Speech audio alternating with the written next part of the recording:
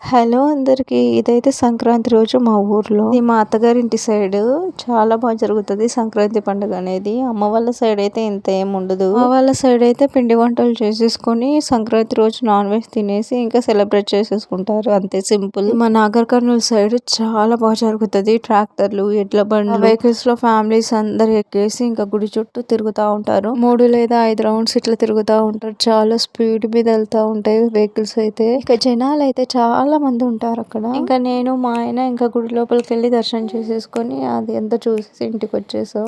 ఇది సంక్రాంతి పండుగ next day అన్నమాట. ఇంకా నాన్ వెజ్ లాంటివి తినాలంటే సంక్రాంతి అయిపోయిన నెక్స్ట్ డే తింటాం అన్నమాట మేము. ఎందుకంటే సంక్రాంతి రోజు గుడికి వెళ్ళి పూజలు అలాంటివి ఉంటాయి కాబట్టి ఆ రోజు నాన్ వెజ్ లాంటివి ఏమీ ముట్టుకోము. సో ఇంకా మార్నింగ్ లేవగానే నేను చపాతీ చేస్తున్నా, మా అల్లుడు చపాతీ కలవడానికి హెల్ప్ చేస్తున్నాడు. ఇంకా త్వరగా చపాతీలన్నీ చేసేసి ఇంకా నాన్ వెజ్ మా ఆయన తీసుకొని కర్రీ కూడా ప్రిపేర్ చేసేస్తున్నా. ఎందుకంటే ఇంకా పండుగ నెక్స్ట్ డే ఆల్మోస్ట్ మార్నింగ్ 9 లోపు ఇవన్నీ వంటలన్నీ కంప్లీట్ చేసేస్తాను. ఆంధ్ర సైడ్ అయితే కోళ్ళ పందాలు అవి ఇవి ఉంటాయంట, చాలా బాగుంటాయంట. నేను లైవ్ లో ఎప్పుడు చూడలేదు, కానీ ఆంధ్ర సైడ్ బాగా సెలబ్రేట్ చేసుకుంటారు సంక్రాంతి అంటే. అటువైపు చాలా బాగుంటది.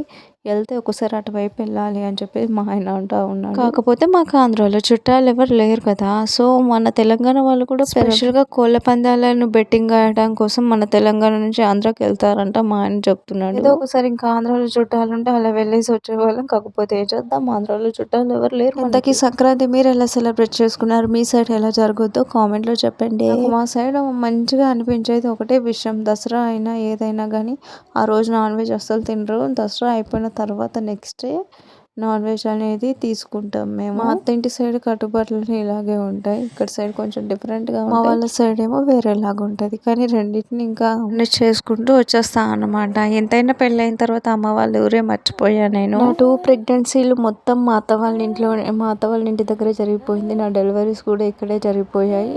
మా ఫస్ట్ బాబు అప్పుడు 5 monthsలో అయినా నేను అమ్మ వాళ్ళ ఇంటికి వెళ్ళాను. కానీ నా పాప టైంలో అయితే ఇంకా నా ప్రెగ్నెన్సీ, నా డెలివరీ అంతా ఇక్కడ జరిగిపోయింది. కాబట్టి ఇంకా నేను అమ్మ వాళ్ళ ఇంటికి వెళ్ళాక మ్యాక్స్ 1.5 year ఎబోనే అవుతుంది. 2 years కూడా దగ్గర కానికి వస్తుంది. మా అమ్మలూరు అంతలో మర్చిపోయాను. పెళ్ళంటే ఒకటి అయిపోయిన తర్వాత నిజంగా అమ్మాయిల లైఫ్ చాలా చేంజ్ అయిపోద్ది.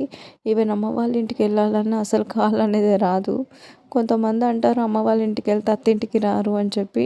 అందుకే దానికి ఫుల్ ఆపోజిట్ నేను. అత్త వాళ్ళ ఇంటి నుంచి అమ్మ వాళ్ళ ఇంటికి వెళ్ళాలంటే నాకు కాలేదు. ఒకవేళ వెళ్ళిన 2 daysకి మించి ఇంకా నేను ఎక్కువ ఉండలేను. ఇంకా మా ఇంటికి ఎప్పుడు వెళ్ళిపోదాం అన్నట్టుగానే ఉంటుంది. నాకు అత్తిల్లే ప్రపంచం అయిపోయింది. అయినా నేను మా పిల్లల ఇంట్లో ఉండేది అంతే. సో ఏమో ప్రపంచం అయిపోయింది. తిట్టుకున్నా, కొట్టుకున్నా, అల్లరి చేసినా ఇదే మాది. ఇంకా అందరూ ఇలా ఉంటారో లేదో నాకు తెలియదు, కానీ అమ్మ వాళ్ళ ఇల్లు మర్చిపోయి అత్తింటికే అంకితం అయిపోయి ప్రతి ఆడపిల్ల లైఫ్ ఇంతే కదా. సరే కానీ సంక్రాంతికి మీ ఇంట్లో ఏమేమి పిండి వంటలు చేసుకున్నారా కామెంట్లో షేర్ చేసుకోండి. సిటీలో గాలిపటాలు ఎగరేసే అప్పుడు ఆ దారాలన్నీ పైన వెళ్ళే వాళ్ళకి చుట్టేసుకొని నడిచే వాళ్ళకి చాలా ప్రాబ్లం అవుతున్నాయి. న్యూస్లో చూసా, ఒక్కొక్కటి చూస్తామా చాలా దారుణం అనిపించింది నాకు. ఏదో మనం ఎంజాయ్ చేయడం కోసం అలా ఎగరేసేసి ఆ థ్రెడ్ అంతా తెగిపోయి అలా రోడ్డు పైన పడి వెహికల్స్ మీద వెళ్ళే వాళ్ళకి మెడకు చుట్టేసుకొని వాళ్ళ ప్రాణాలు పోవటం, అబ్బా అదైతే నిజంగా దారుణం. ఏదైనా పని చేసేటప్పుడు చూసుకొని చేయండి అబ్బా, మరి దారుణము. రోడ్ల మీద వెళ్తుంటే మరి ఎంత దారుణంగా అది న్యూస్లో చూస్తుంటే ఒక్కొక్కళ్ళ ఫ్యామిలీలు ఎంత ఏడుస్తున్నాయి, ఎంత స్ట్రగుల్. సంక్రాంతి టైంలో విలేజ్లోకి రావటమే చాలా బెటర్. సిటీలో ఉండి టైం స్పెండ్ చేసే బదులు అట్లా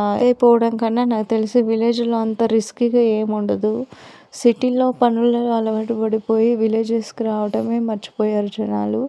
సో ఇట్లాంటి పండుగలకైనా విలేజ్కి వచ్చేసి అట్లా టైం స్పెండ్ చేసేస్తే చాలా బెటర్ ఏమో అనిపించింది నాకు. ఏం చేస్తాం, జనాల ఆలోచనలో మార్పులు రావాలి. ఇక్కడైతే చికెన్ కర్రీ అయిపోయిందండి. సో నేను బగారా రైస్కి ఎసరు పెట్టా కదా, సో ఎసరు మరిగిపోయింది. ఇంకా నేను రైస్ వేసేసుకున్నా. సరే వాటర్ వేసుకుంటా నేను ఎప్పుడైనా. నాకు అన్నం పొడి పొడిగా ఉంటేనే ఇష్టం. మరియు కొత్త బియ్యం మొన్ననే పట్టించాం. సో అన్నం ఇట్లా కలుపుతూ ఉండాలి మధ్య మధ్యలో, లేదంటే గడ్డ కట్టిపోతుంది. బియ్యం అనేవి 1 నెల 2 నెలలు మాగితే అన్నం అనేది పొడి పొడిగా అవుతుంది. సో నేను కొత్త బియ్యం పెట్టాను, చూద్దాం ఎలా అవుతుందో అని. నాకు ఆల్మోస్ట్ మెత్తగానే అవుతుంది, ఎందుకంటే కొత్త బియ్యం కాబట్టి. నేను నెయ్యి యాడ్ చేసుకుంటా ఎక్కువ. చికెన్లో ఆయిల్ ఉంటుంది కాబట్టి ఇంకొంచెం నెయ్యితోనే అన్నం బగారా వేసుకుంటే బెటర్ అయిందని మా ఆయన వచ్చి మధ్యలో వచ్చి, ఇంకా నువ్వు గ్రేవీ ఇంత ఉంచావు అది ఇది అనేసి మధ్యలో వచ్చి ఒక పీస్ తీసుకొని చెక్ చేసుకొని వెళ్ళాడు. సో మేము చపాతీలోకి కాబట్టి కొంచెం గ్రేవీ ఉండాలి, మెయిన్గా రైస్లోకి ఉండాలి. ఎక్కువ చూసిన గ్రేవీ తక్కువ పెడితే పీసెస్ ఉండిపోతే గ్రేవీ అయిపోతుంది. అందుకే నేను కొంచెం గ్రేవీ ఎక్కువ పెట్టా ఈసారి. సో ఇంకా అందరికీ అన్నం వడ్డించేసా, నేను కూడా తింటున్నా. ఇంకా చపాతీ అండ్ స్ప్రైట్, ఇలా మా సంక్రాంతి ఫెస్టివల్ కంప్లీట్ అయిపోయింది. మామూలుగా నాకు సింగిల్గా ఇంటి దగ్గర ఉన్నప్పుడు పిల్లలతో నాకు పొలం దగ్గరికి రావడం అస్సలు వీలు కాదు. ఇంకా అమ్మ వాళ్ళు వచ్చారు కాబట్టి అమ్మను పాప దగ్గర వదిలేసేసి ఇంకా నేను, మా అల్లుడు ఇంకా మేము నడుచుకుంటూ పొలం దగ్గరకు అలా కాసేపు టైం స్పెండ్ చేసి ఒక 4-5 ఫొటోస్ తీసుకొని వెళ్దామని చెప్పేసి మేము ఇక్కడ చేసే పని ఏమి ఉండదు. అంత సినిమా కూడా లేదు నా రేంజ్కి. ఇంకా మా ఆయన దుకాణానికి మందు కొడుతున్నాడు, అంటే త్వరగా గ్రోత్ అవ్వడానికి. ఇంకా పొలం నాటు కూడా వేయాలి కదా, సో త్వరగా పెరిగితే ఇంకా నాటు కూడా స్టార్ట్ చేసుకోవాలి. ఇంకా నేను ఇక్కడ నిల్చొని చూస్తున్నా, ఇంకా అయిపోయింది, ఇంటికి వెళ్ళిపోతున్నా. ఇదండి వీడియో, మళ్ళీ వీడియోలో కలుద్దాం. వీడియో నచ్చితే లైక్ చేయండి. బాయ్.